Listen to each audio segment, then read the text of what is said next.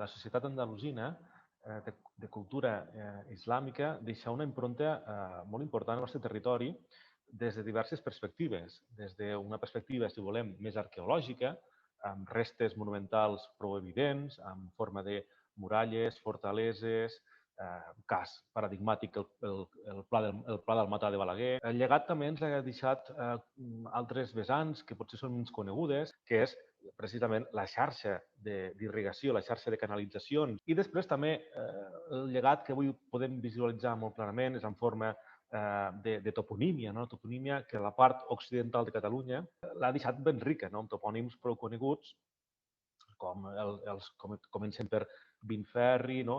Comencen amb V baixa i N, o els que comencen per Al, no? Almenar, Algerri, Alfarràs, Albatàrrec, etc. No és tant que s'hagin oblidat del període islàmic, no, perquè el tenen molt en compte, sinó que la cosa és que el període islàmic és l'excusa, és la justificació de crear un enemic sobre el qual crear o fonamentar la idea d'Espanya. No? I aquí ve el famós concepte, la reconquesta, no? O inclús com elevar a una magnificència, no? Tot el que suposa les entrades, les diverses entrades de les tropes carolíngies, no? Pel nord o pel sud, la cara sud, millor dit, dels Pirineus. No? Aleshores, clar, tot això ha anat molt bé per explicar que Espanya es construeix per uns valors molt sòlids i que el que ha de fer és recuperar aquests territoris que havien sigut abans nostres. No? I això, doncs, evidentment, és una fal·làcia. El gran públic accedeix al patrimoni per altres vies, també. Com, per exemple, en el cas de la història medieval, són les fires i els mercats medievals. No?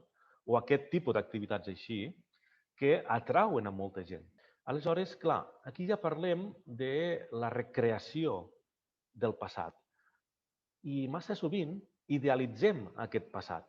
I massa sovint el pensem des del present i no en clau d'aquest passat. Aleshores, clar, recrear, idealitzar, pensar des del present, clar, això és una mica perillós si no hi ha rigor a darrere i no hi ha una formació prou forta, prou dura, per tal d'incidir directament en el tractament amb aquest tipus d'esdeveniments. En democràcia hi ha una certa recuperació de la història de l'andalús, d'una forma molt lenta, això sí, no ha ocupat,